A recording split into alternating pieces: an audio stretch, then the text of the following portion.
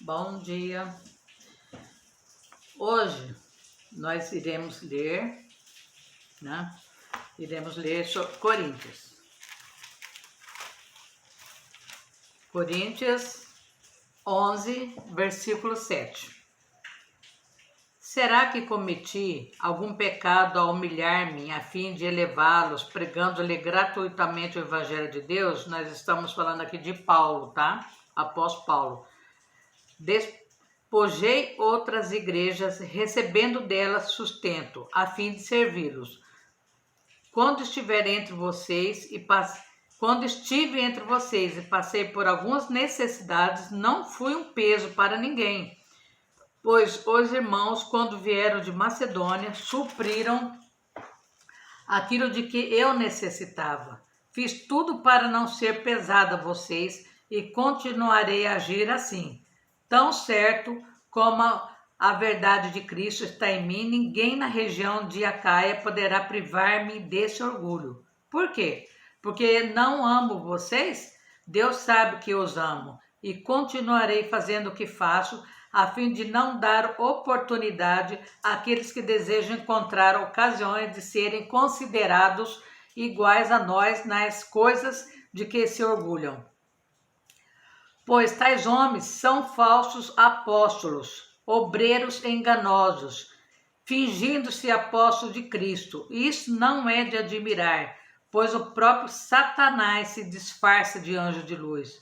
Portanto, não é surpresa que os seus servos finjam que são servos da justiça. O fim deles será o que as suas ações mereçam. Paulo orgulha-se do seu sofrimento. Faço questão de repetir, ninguém me considera insensato, mas se vocês assim me consideram, receba-me como receberia um insensato, a fim de que eu me orgulhe um pouco. Ao ostentar esse orgulho, não estou falando segundo o Senhor, mas como insensato, visto que muitos estão se vangloriando de modo bem humano. Eu também me orgulharei. Vocês, por serem tão sábios, suportam de boa vontade os insensatos. De fato, vocês suportam até quem os escraviza ou explora, ou quem se exalta ou lhes fere a face. Para minha vergonha, admito que fomos fracos demais para isso, naquilo que todos os outros se atrevam a gloriar-se. Falo como insensato, eu também me atrevo. São eles hebreus? Eu também. São israelitas? Eu também. São descendentes de Abraão? Eu também. São eles servos de Cristo? Estou fora de mim para falar dessa forma. Eu ainda mais, trabalhei muito mais, fui encarcerado mais vezes, fui açoitado mais severamente e exposto à morte repetidas vezes. 5 vezes recebi dos judeus 39 açoites. 3 vezes fui golpeado com varas, uma vez apedrejado. 3 vezes sofri naufrágio. Passei uma noite e um dia exposto à fúria do mar. Estive continuamente viajando de uma parte a outra. Enfrentei perigos nos rios, perigos de assalto, perigo dos meus compatriotas, perigo dos gentis, perigo na cidade, perigo no deserto, perigo no mar e perigo dos falsos irmãos, que existem muitos, né? Trabalhei arduamente, muitas vezes eu fiquei sem dormir, passei fome e sede, e muitas vezes fiquei em jejum, suportei frio e nudez. Além disso, enfrento diariamente uma pressão interior, a saber, a minha preocupação com todas as igrejas. Quem está fraco, que eu não me sinto fraco? Quem não se escandaliza, que eu não me queime por dentro? Se devo orgulhar-me, que seja nas coisas que mostram a minha fraqueza. O Deus é o Pai do Senhor Jesus, que é bendito para sempre. Sabe que não estou mentindo. Em Damasco, o governador nomeado pelo rei Aretas mandou que se vigiasse a cidade para me prender. Mas de uma janela na muralha fui baixado numa cesta e escapei da mão deles. Aqui ele conta tudo aquilo que ele sofreu, né, por amor a Deus, e tudo que ele suportou por amor a Deus. Hoje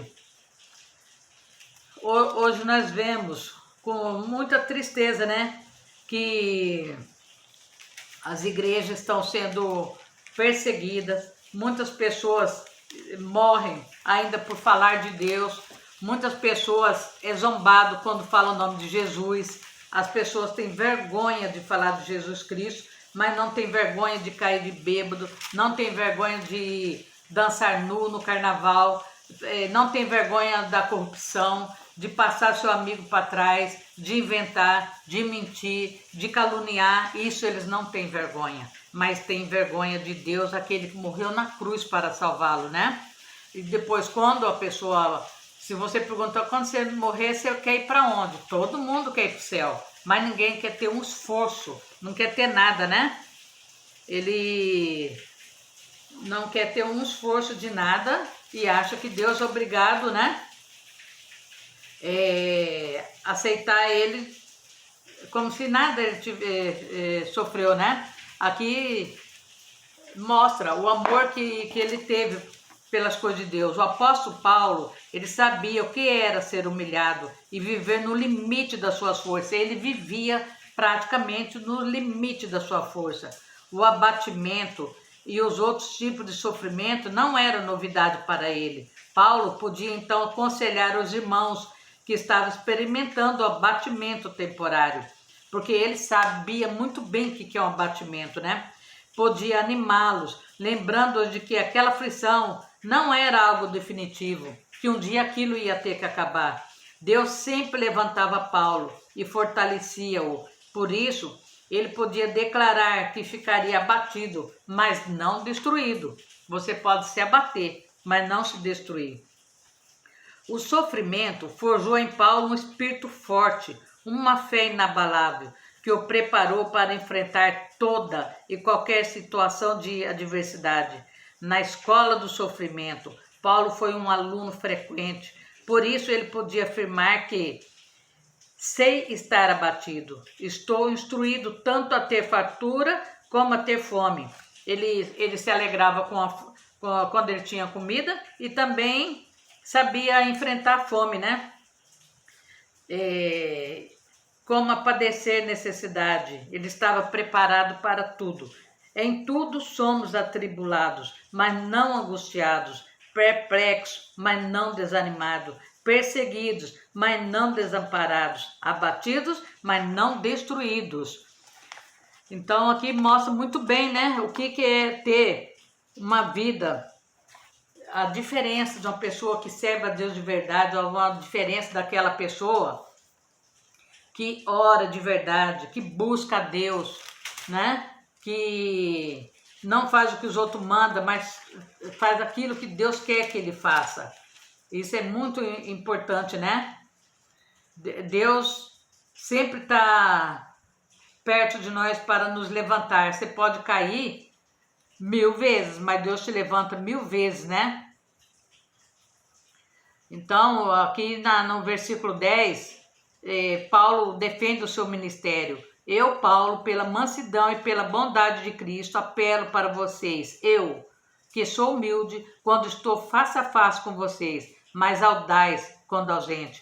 Rogo-lhe que quando estiver presente, não me obriguem a agir com audácia, tal como penso que ousarei fazer, para com alguns que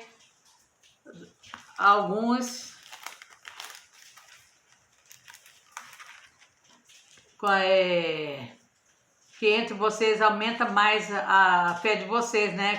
Que ele se preocupava com as pessoas que faziam o trabalho de Cristo, né? Que acha que procedemos segundo os padrões humanos. Ele não agia só pelos padrões humanos, mas pela fé inabalável em Deus, né? As armas com as quais lutamos não são humanas, ao contrário, são poderosas em Deus para destruir fortalezas.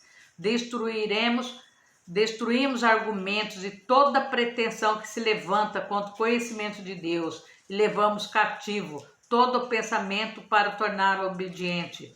ele era uma pessoa de muita oração. Ele orava muito mesmo. Ele era um soldado, né? Então ele estava sempre na frente da batalha. E para ele ganhar essa guerra, o que ele fazia? Ele orava muito, ele jejuava, ele buscava a Deus, ele era muito temente a Deus. Então, é muito bonita a história dele, né? E nós vamos hoje focar um pouquinho em Paulo e pedir para Deus, né? Dar um pouquinho para nós também dessa sabedoria dele, que ele, quando ele orava, as pessoas eram curadas, era liberto, né? E hoje em dia, por que que isso não acontece? Porque a nossa fé está pequenininha demais, né? Então vamos. Meu Pai todo-poderoso, grandioso, agradecemos por essas palavras lindas sobre Paulo. E peço a Ti, meu Pai, coloca mais entendimento na cabeça de todos aqueles que estão acompanhando o estudo bíblico junto comigo. Eu peço a Ti que abençoe grandemente a vida deles, que o Senhor faça como no tempo de Paulo, que nesse momento o Senhor cura, liberta e dá sabedoria para todos, a todos aqueles que estão te pedindo nesse momento por uma mudança de vida. Que o Senhor vai abençoando grandemente, vai libertando os cativos das prisões, que o Senhor faça um mover muito grande em nome de Jesus. Amém. Amém. Muito obrigado. Até a próxima, se Deus quiser. Tá?